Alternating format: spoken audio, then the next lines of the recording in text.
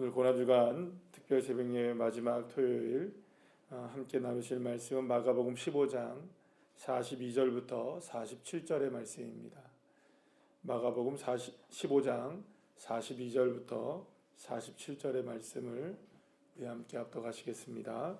이날은 준비일 곧 안식일 전날이므로 저물었을 때에 아리마대 사람 요셉이 와서 당돌히 빌라도에게 들어가 예수의 시체를 달라 하니 이 사람은 존경받는 공회원이요 하나님의 나라를 기다리는 자라. 빌라도는 예수께서 벌써 죽었을까 하고 이상히 여겨 백부장을 불러 죽은 지가 오래냐 묻고 백부장에게 알아본 후에 요셉에게 시체를 내주는지라. 요셉이 세마포를 싸서 예수를 내려다가 그것으로 싸서 바위 속에 판 무덤에 넣어두고 돌을 굴려 무덤 문에 놓음에 막달라 마리아와 요셉의 어머니 마리아가 예수 둔 곳을 보더라. 아멘. 할렐루야. 오늘 고난주간 특별 새벽 예배 마지막 6일째 이 새벽에 나와서 예배하는 여러분들에게 부활의 놀라운 능력과 은혜가 풍성하게 임하시기를 간절히 축복합니다. 예수님께서 십자가에서 죽으신 장면을 우리가 이제 어제 함께 말씀을 나누게 되었고요. 예수님께서 죽으신 이후에 그 다음에 어떤 일이 있었는지가 이제 오늘 함께 나누게 될 말씀입니다. 사실은 그 죽음이라는 것은 우리의 모든 인생 가운데, 삶 가운데 모든 것을 끝이라고 표현할 수 있는 단어입니다. 여러분 그 기억나십니까? 성경의 내용 가운데 밧세바의 아들이죠. 밧세바의 아들, 다윗의 아들이기도 한 다윗이 밧세바를 범해서 난 아들이잖아요. 그 아들이 시름시름 앓습니다. 그리고 그 아들이 죽어가는 모습을 보게 되죠. 다윗이 너무나 애통하게 마음이 슬퍼서 힘들어 합니다. 그러다가 갑자기 이 아이가 죽었다는 소식이 이제 전해지게 되자 이 다윗이 어떤 태도를 보이나요? 갑자기 그동안 식음을 전폐하던 다윗이 일어나서 먹고 또 그 아이의 장례를 치르게 되는 그런 모습을 보게 되죠. 그래서 어찌하여서 그럴 수 있느냐라고 사람들이 묻게 되었을 때 다윗이 뭐라고 얘기합니까? 그 아이가 혹시나 살아날지 몰라서 살아나기를 소망하는 마음으로 기도했지만 이미 죽은 이상 내가 그를 간 곳을 어떻게 다시 데려오겠느냐라고 말하면서 산 사람은 살아야 된다는 거죠. 죽은 자는 죽은 자의 길을 걸어간 것이고 아주 어떻게 보면 좀 매몰찰 정도로 그런 얘기를 하게 됩니다. 그런데 사실 그게 우리가 지금 경험하고 있는 인생도 마찬가지입니다. 여러분 저는 저희 어머니 아버지가 모두 이제 세상을 떠나시고 천국에 가셨는데 그때까지 숨을 지시기까지는 애통하고 마음이 너무나 힘듭니다. 조금만 더 계시면, 조금만 더 사시면, 조금만 더 우리와 함께 하시면 어떨까? 그 마음으로 애통해 하기는 하지만 일단 돌아가시고 나면 여러분들 사실은 되돌릴 수 있는 게 아무것도 없습니다. 그 어떤 것도 되돌릴 수가 없습니다. 숨 하나도 되돌릴 수가 없습니다. 끝이죠, 끝. 그리고 이별이죠. 이별, 끝. 그게 우리가 살아가고 있는 인생에서 경험하고 있는 이 죽음이라는 이 단어가 우리에게 주는 무게감이라고 말할 수가 있을 것입니다. 그 누구도 죽음 너머의 생명을 생각할 수 없고 죽음 너머의 이상을 바라볼 수 없는 것이 세상의 모든 이치이겠죠. 그래서 세상은 모두가 다 죽음이 뭐라고 얘기합니까? 끝이라고 얘기합니다. 끝이라고. 그렇기 때문에 예수님의 죽음도 역시 세상의 모든 사람들은 다 무엇이라고 생각할까요? 다 끝이라고 생각합니다. 오늘 본문에서 보게 되면 빌라도가 예수님이 죽었다는 소식을 듣게 됩니다. 그런데 44절의 말씀에 보게 되면 빌라도는 예수께서 벌써 죽었을까 하고 라고 얘기를 합니다. 벌써 죽었어? 라는 얘기예요. 그러니까 6시간 만에 예수님이 십자가에 못 박히신 다음에 돌아가셨단 말이에요. 그러니까 너무 빨리 죽었다는 거예요. 너무 빨리 죽었다는 거예요. 실제로 여러분들 이 십자가형을 당한 사람들은요, 최장으로 3, 4일 정도 이상도 사는 사람들이 있대요. 왜냐하면 그냥 달려있는 거니까. 네, 달려있는 거니까. 왜냐하면 그냥 처음부터 여러분들 왜 혹시 영화 속에 기억나시는 장면 중에 패션 오브 크라이스트에 보게 되면 양 옆에 달려있는 이 강도들이 있어요. 근데 강도들의 모습은 예수님과는 사뭇 달라요.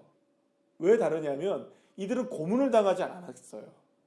근데 예수님은 말씀드린 것처럼 이미 모진 고문을 다 당하시고 올라온 터라 사실은 십자가에 달리시기 이전에 이미 거의 몸이 다 상할 대로 상하신 상황이었거든요. 그래서 옆에 있는 그 영화 속에서도 그 장면을 보게 되면 옆에 있는 두 강도는요, 멀쩡합니다. 멀쩡하게 달려요. 멀쩡하게. 그러니까 예수님이 그 십자가에서 그렇게 6시간 만에 죽었다고 이렇게 이야기하는 것 자체가 이 놀라운 거죠. 벌써 죽었어? 라는 얘기예요. 그러면 여러분, 죽으면 어떻게 할까요, 여러분들? 만약에 십자가형에서 죽으면 어떻게 할까요, 여러분들? 딱 운명을 했다. 죽었다, 사람이. 그럼 어떻게 하는 줄 아십니까? 그냥 방치해 놓습니다. 그 다음에 어떻게 되든 간에 상관이 없는 거예요. 왜냐하면 이 사람들은 죄인으로 죽은 자들이고, 그렇기 때문에 와서 무슨 까마귀가 어떻게 되고 짐승이 와서 뭘 어떻게 하든 간에 그냥 내버려 두는 거예요. 내버려 두는 거예요. 내버려 두는 거예요. 그걸 신경 쓰냐는 거예요. 세상은 이 사람들은 다 어떻게 죽은 사람들이에요. 그냥 죽은 사람도 아니고 극악무도한 죄인으로 죽은 사람들이기 때문에 그것까지 신경 쓸 여력이 산 사람들에게는 없다는 것이 세상의 생각들입니다. 그러니까 오늘 본문에서 보게 되면 빌라도가 예수가 벌써 죽었어? 라고 얘기하는 이 이야기는 죽으면 어쩌라고. 그냥 내버려 두면 되지. 또 특히 이 시간이 지금 오늘 본문에서 보게 되면 다음 날이 어떤 날입니까? 안식일, 그날이 안식일을 준비한 날이고 다음 날이 안식일이에요. 그러니까 오늘이 어떤 날입니까? 지금 유대인들에게는 토요일이 안식일이잖아요.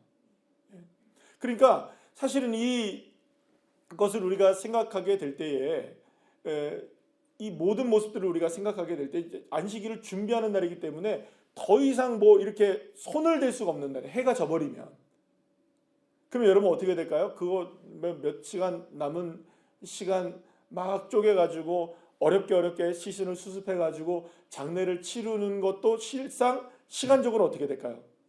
부족한 시간인 거예요. 그러니까 여러분 이 모든 일을 보게 되면 어떻게 하는 게 그냥 상책이었을까요? 그 사람들한테 보면 안식일 다 지나고 나서 그리고 죽었으면 죽은 거고 동물들이 와서 그 시신을 훼손하면 훼손하는 거고 내버려 두는 겁니다. 방치하는 겁니다. 왜냐하면 다 뭐라고 생각했기 때문에 끝이라고 생각했기 때문에 그렇게 결정을 하는 것이죠. 그런데 끝이라고 생각하지 않았던 사람들이 있었던 것 같아요. 이거는 부활이라는 얘기가 아니고 아직까지 부활을 사람들이 기대하거나 그러지는 않았지만 예수님이 죽으심을 그저 그냥 끝으로만 남겨두기에는 머뭇거리고 아쉬웠던 사람들이 있었던 거죠. 누구냐? 바로 오늘 3명의 부류의 사람들이 나오게 되는데 3명의 사람들이 나옵니다. 하나는 아리마대 사람 요셉이고요. 두 번째는 또다시 등장합니다. 로마의 백부장이 등장합니다. 빌라도 아닙니다, 여러분. 세 번째는 어떤 사람이 나옵니까? 마리아 여인들이 나옵니다. 그래서 이 세 사람의 그 사람들은 모두가 다 동일하게 예수님이 죽은 상태로 끝났다고 여겼으면 다들 어디로 갈까요? 그냥 집으로 다 돌아가 버리고 만다고요. 근데 이 사람들은요, 놀랍게도 예수님이 죽은 그 자리를 지킵니다. 그리고 끝까지 그 죽음의 현장을 떠나지 않습니다.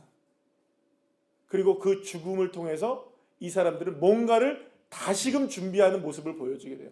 그 사람들이 여러분들 뭔가를 다음 거를 알아서 준비한 것이 아니라 예수님의 죽음으로 끝난 것이 아니라 그 다음을 준비하는 사람들이 되어집니다.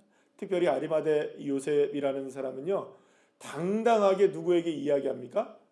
이 빌라도에게 가서 시신을 수습하겠다, 내가 장례를 치르겠다고 얘기를 해요. 사실 여러분, 이 공회원이고 이 정말 존경받는 사람이라고 지금 오늘 본문에서도 얘기하죠.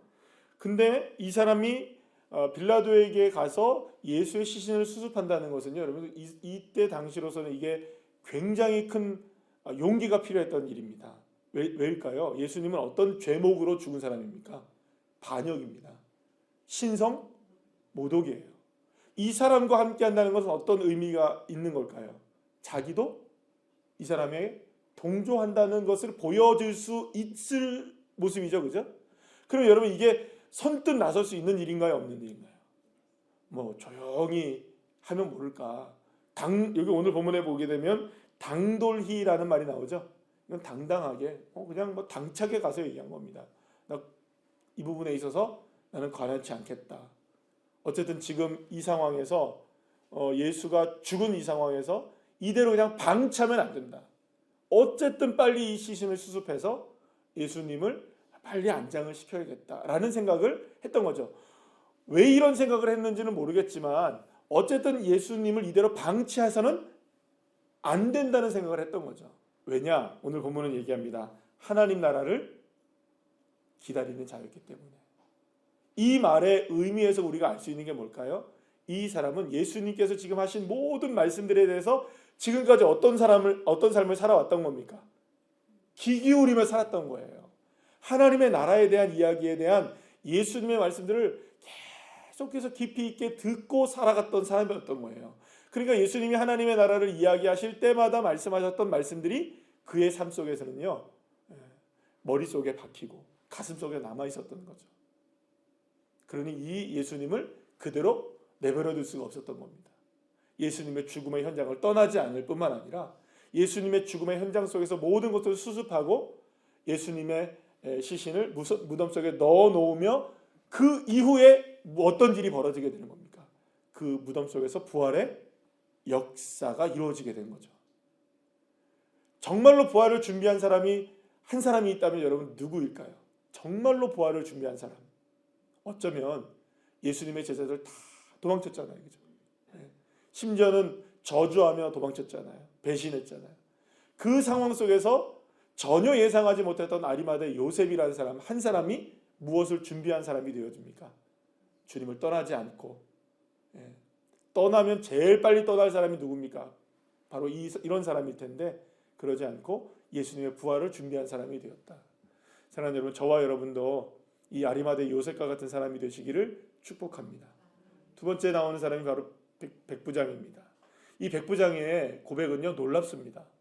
백부장은 예수님이 숨지시는 그 장면을 보면서 뭐라고 고백합니까? 이는 진실로 하나님의 아들이었도다.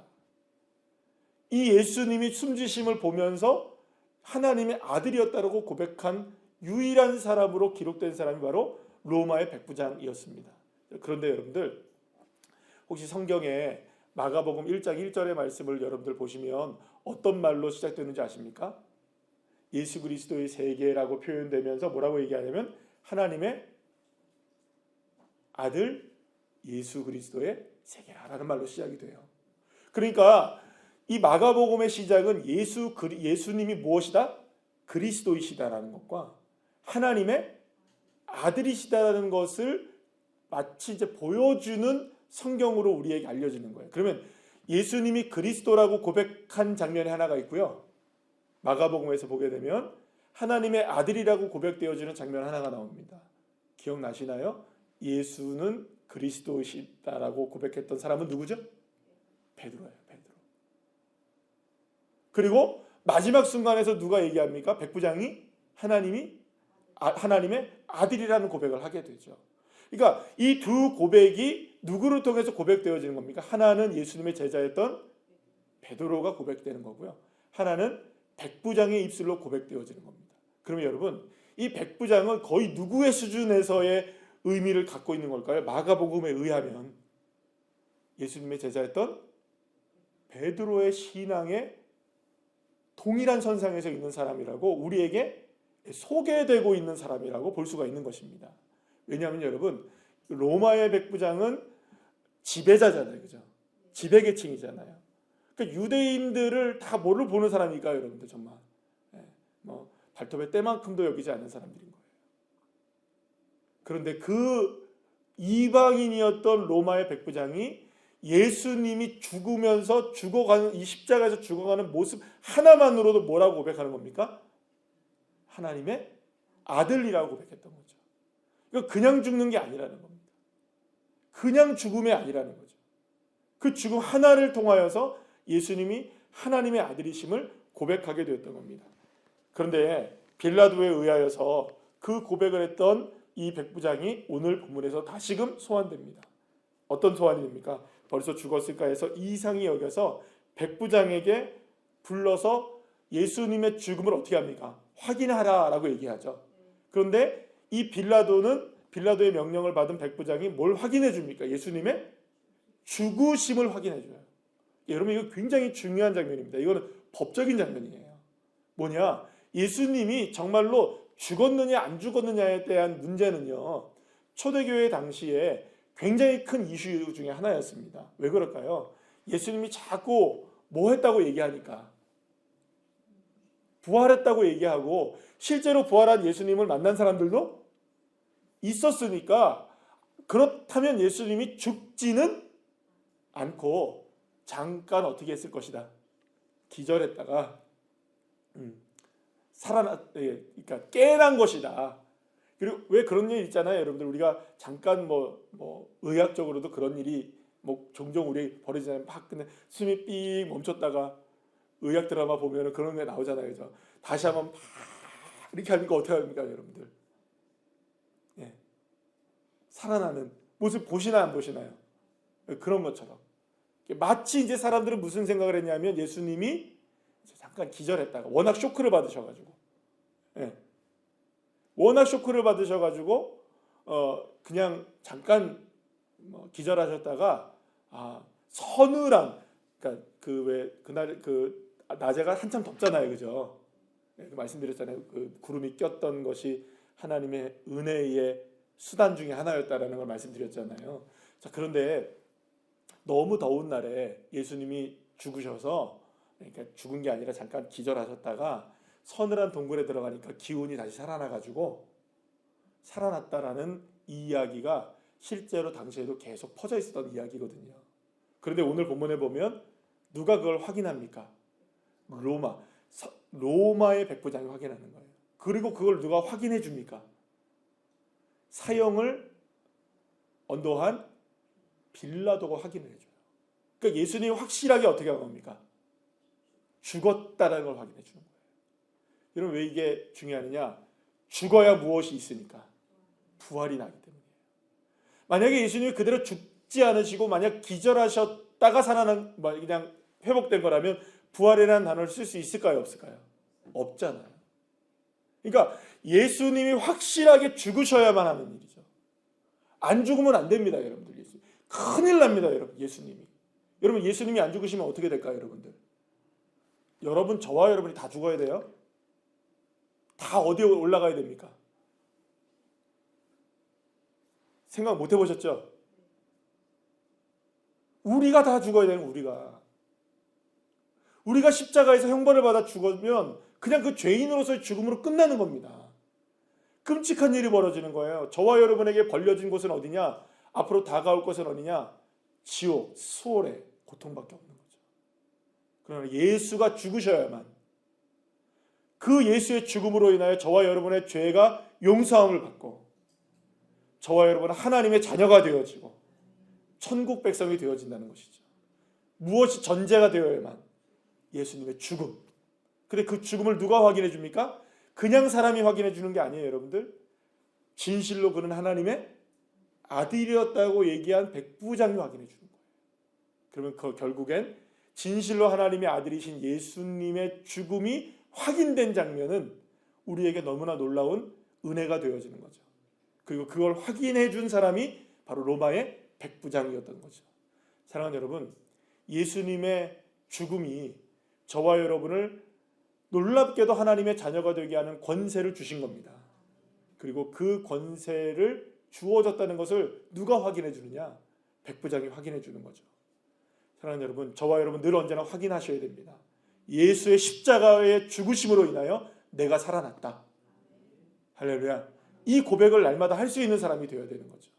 마지막으로 여러분들, 너무나 잘 아는 막달라 마리아와 요셉의 어머니 마리아, 예수를 둔 곳을 보더라 라고 오늘 본문이 마칩니다.